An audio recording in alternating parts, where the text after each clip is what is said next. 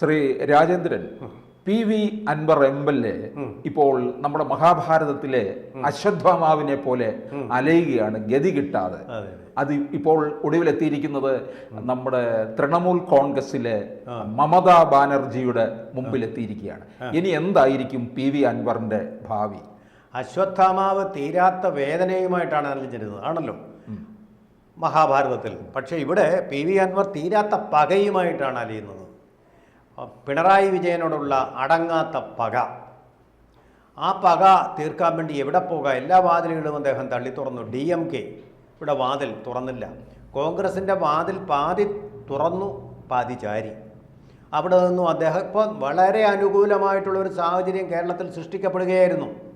കാരണം forest office നിലമ്പൂരിലെ തകർത്തതിൻ്റെ പേരിൽ അദ്ദേഹത്തിൻ്റെ അറസ്റ്റ്, ആ അറസ്റ്റിൻ്റെ പേരിൽ രായ്ക്ക് രാമാനം അദ്ദേഹത്തിനെ അന്ന് വൈകുന്നേരം തന്നെ മോചിപ്പിച്ച് ഏതാണ്ടൊരു ഹീറോ ആയിട്ട് അദ്ദേഹം തിരിച്ചു വന്ന് ഉജ്ജ്വലമായ ഒരു പരിവേഷത്തിൽ വന്ന് പാണക്കാട് തങ്ങളെ കണ്ട് പോയി തൊഴുത് UDF അനുകൂലമായൊരു മനോഭാവം ഏതാണ്ട് എടുക്കാതിരിക്കാം എന്നൊരു മനോഭാവം ഞങ്ങളത് ആലോചിച്ചിട്ടില്ലെന്നേ പറഞ്ഞിട്ടുള്ളൂ.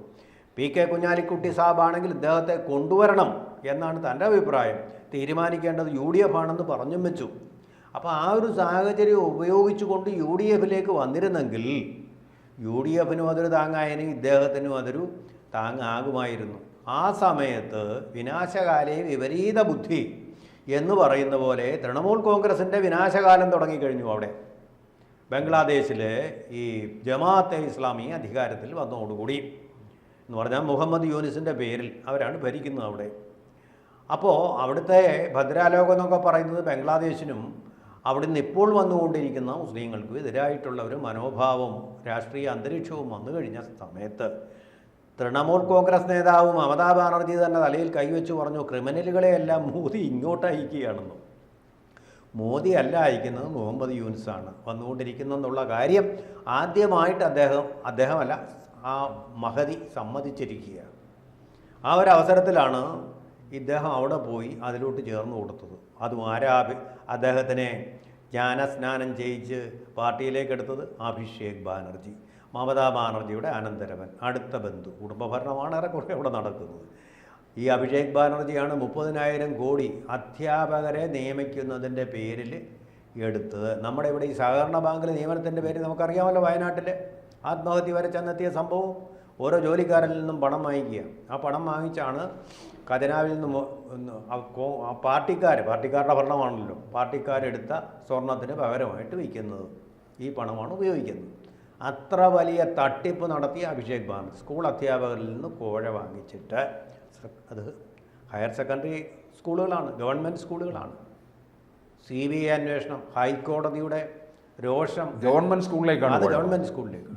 ആ രോഷമെല്ലാം തലയിൽ വെച്ചിരിക്കുന്ന ആ മനുഷ്യൻ്റെ കയ്യിൽ നിന്നാണ് അംഗത്വം കൈപ്പറ്റിയിട്ട് വന്നിരിക്കുക.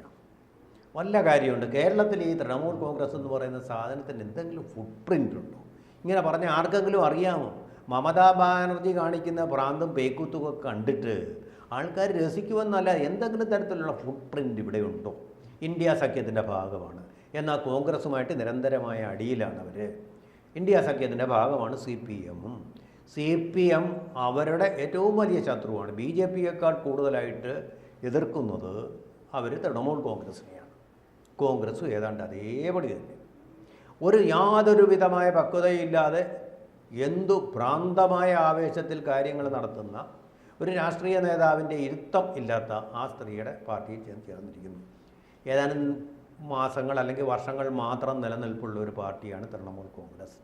നന്ദിഗ്രാമിൽ അന്ന് ബുദ്ധദേവ് ഭട്ടാചാര്യ സതുദ്ദേശത്തോടെ ചെയ്ത ഒരു കാര്യത്തിൻ്റെ തിരിച്ചടിയിൽ അവിടെ അധികാരത്തിൽ വന്ന ഒരു പാർട്ടിയാണ് തൃണമൂൽ കോൺഗ്രസ്. അതിൽ പോയി ഇപ്പോൾ ചേരുന്നത് അതിൻ്റെ വിനാശകാലത്ത് തന്നെയാണ്. അതിൻ്റെ കഴിഞ്ഞു, അതിൻ്റെ സ്റ്റീമൊക്കെ കഴിഞ്ഞു. ജനങ്ങളൊക്കെ അറിഞ്ഞു തുടങ്ങി ഈ തൃണമൂൽ ഭരണം കൊണ്ട്. നമ്മളിപ്പോൾ കാണുന്നുണ്ടല്ലോ, ബംഗാളിൽ നിന്നാണ് ഏറ്റവും അധികം കുടിയേറ്റം കേരളത്തിലേക്ക് വന്നുകൊണ്ടിരിക്കുന്നത്. അത് മമതാ ബാനർജിയുടെ ഇത്രയും കാലത്തെ ഭരണത്തിൻ്റെ ഫലമാണ്. വാസ്തവത്തിൽ ആ ബുദ്ധദേവ് ഭട്ടാചാര്യ അവിടെ ഈ ടാറ്റയുടെ ഫാക്ടറി തുടങ്ങിയിരുന്നെങ്കിൽ ഇത് കുറേ പേർക്കെങ്കിലും അവിടെ തൊഴിൽ കിട്ടിയേനെ. കാലത്തിനനുസരിച്ച് അദ്ദേഹം ചിന്തിച്ചു എന്നുള്ള ഒരു കുഴപ്പമാണ് അദ്ദേഹം ചെയ്തത്. അപ്പോഴത്തെ ആളുകളെല്ലാം കൂടെ ഇറങ്ങി അതിൻ്റെ തേരിൽ ഇവരെ ജയിച്ചു. അതായത് അഴിമതി വിരുദ്ധ പ്രസ്ഥാനത്തിൻ്റെ തേരിൽ എങ്ങനെ അരവിന്ദ് കെജ്രിവാൾ ഡൽഹിയുടെ മുഖ്യമന്ത്രിയായോ അതുപോലെ തന്നെ ആ കർഷക രോഷത്തിൻ്റെ ബലത്തിൽ അവർ മുഖ്യമന്ത്രിയായി. എന്നിട്ടോ കൃഷി മെച്ചപ്പെട്ടോടെ, വ്യവസായം മെച്ചപ്പെട്ടു, ജനങ്ങളുടെ ജീവിത നിലവാരം മെച്ചപ്പെട്ടത് ബംഗ്ലാദേശിൽ നിന്ന് കുടിയേറിയിരിക്കുന്ന കുറേ ന്യൂനപക്ഷങ്ങളുടെ സ്ഥിതിയാണ് മെച്ചപ്പെട്ടത്. അവരെ ഇവർ റൗഡിയായിട്ടും പാരലൽ പോലീസുമായിട്ടും ഒക്കെ ഉപയോഗിച്ചുകൊണ്ടാണ് BJPയെയും CPIയെയും എല്ലാം കുറുവടികളല്ല നെടുവടികൾ ഉപയോഗിച്ച് അടിച്ച് നിരപ്പാക്കിക്കൊണ്ടിരിക്കുന്നത്. CBI അവരെ അടിച്ചോടിച്ചു, കല്ലെറിഞ്ഞ് അവരുടെ വാഹനത്തിൻ്റെ ചില്ലും തകർത്തു. അത്തരം ഗുണ്ടായിസമാണ് അവിടെ നടത്തിക്കൊണ്ടിരിക്കുന്നത്. ഇപ്പോൾ മമതാ ബാനർജിക്ക് ഒരു തിരിച്ചറിവ് വന്നിരിക്കുന്നു. അവരവസാനം പറഞ്ഞിരിക്കുന്നത് എന്താ? മോദി ഉള്ള ബംഗ്ലാദേശി ക്രിമിനലുകളെ എല്ലാം എൻ്റെ സംസ്ഥാനത്തോട്ട് അയക്കുന്നു എന്ന് പറഞ്ഞാൽ ലോ ആൻഡ് ഓർഡർ സിറ്റുവേഷൻ അത്രയും വഷളായി.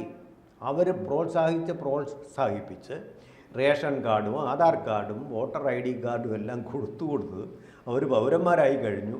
പക്ഷേ ഒരു ഭരണഘടനയുടെ ആ അച്ചടക്കത്തെ ഉൾക്കൊള്ളാൻ അവർക്ക് സാധിക്കുന്നില്ല. ഗുണ്ടായുസമാണ് അവിടെ, സർവത്ര ഗുണ്ടായുസമാണ്. സ്റ്റേറ്റിന് വെറുതെ മുട്ടി കഴിഞ്ഞിരിക്കുന്നു. അത്തരം ഒരവസ്ഥയിൽ തലയും കൈവച്ചിരിക്കും. ഇത് പരമാവധി മുതലാക്കിക്കൊണ്ട് BJP അടുത്ത അധികാരം പിടിക്കാം. പടിവാതിൽക്കൽ വരെ എത്തിയതാണ് BJP.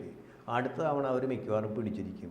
അത് പിന്നെ തൃണമൂൽ കോൺഗ്രസിൻ്റെ തൃണമൂൽ തലത്തിൽ പോലും അവർ കാണില്ല, പൊടി പോലും കാണില്ല. ഈ രാജേന്ദ്ര, ഇതിനകത്ത് ഇപ്പം PV അൻവർ ഇപ്പോൾ ഇവിടെ CPM-ഉമായിട്ട് ഇടഞ്ഞതിന് ശേഷം നേരെ പിന്നീട് പോയത് DMKയുടെ അടുക്കിലേക്ക് പോയി.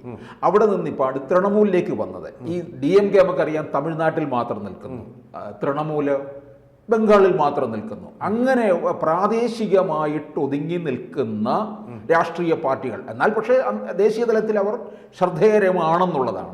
അവരിലേക്ക് പോകുന്നത് എന്തുകൊണ്ടാണ്? അല്ലെങ്കിൽ കേരളത്തിലെ ഏതെങ്കിലും ഇപ്പം മുന്നണിയിലേക്ക് ചേക്കേറാൻ PV അൻവറിന് കഴിയത്തില്ലേ?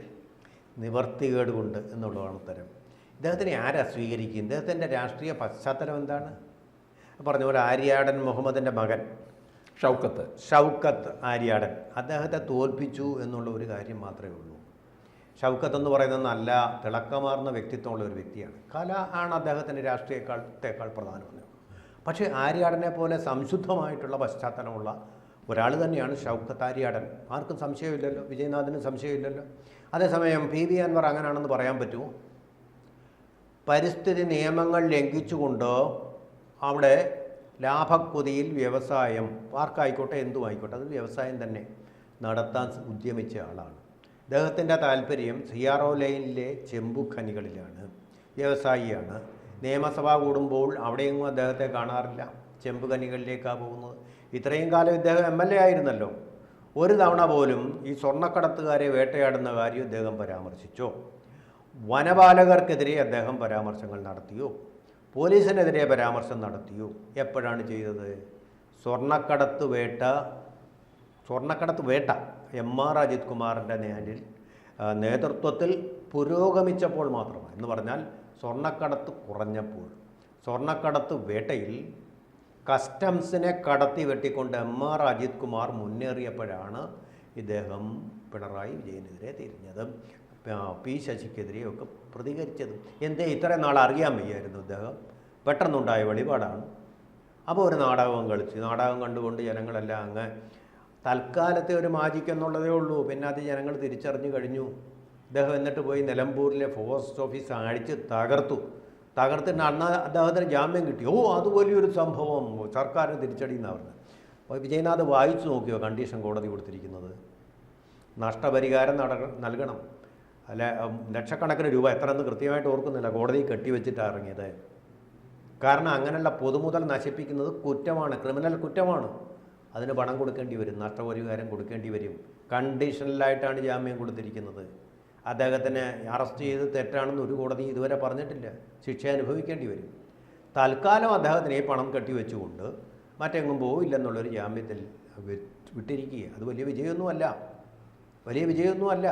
എന്നിട്ട് അദ്ദേഹം നേരെ പാണക്കാട്ട് പോയിട്ട് പാണക്കാട്ട് തങ്ങളെയും ചതിച്ചുകൊണ്ട് നേരെ തൃണമൂൽ കോൺഗ്രസിലോട്ട് പോയി. UDF ഒന്നും പറഞ്ഞിട്ടില്ല, എടുക്കില്ലെന്നോ പറഞ്ഞില്ല. UDFിൻ്റെ അവസാന വാക്ക് കേൾക്കും മുമ്പ് ഈ മണ്ടത്തരം കാണിച്ചു. രാഷ്ട്രീയ മണ്ടത്തരങ്ങളാണത്. വ്യവസായി എന്നുള്ള നിലയിൽ മിടുക്കായിരിക്കാൻ കാണിക്കുന്നത് എനിക്കറിയില്ല, പക്ഷേ രാഷ്ട്രീയ മണ്ടത്തരങ്ങളാണ് കാണിച്ചത്. UDFിൽ അദ്ദേഹത്തിന് വന്നിരുന്നെങ്കിൽ അവിടെ അദ്ദേഹത്തിൻ്റെ ഒരു സീറ്റ് ഉറപ്പായിരുന്നു. പക്ഷേ ഈ കാണിച്ചത് ഒരു സീറ്റ് പോലും അൺസീറ്റഡ് ലീഗ് സ്പേസും കൊടുത്തേ ഇപ്പം അൺസീറ്റഡ്, ഹീസ് ടോട്ടലി അൺസീറ്റഡ്.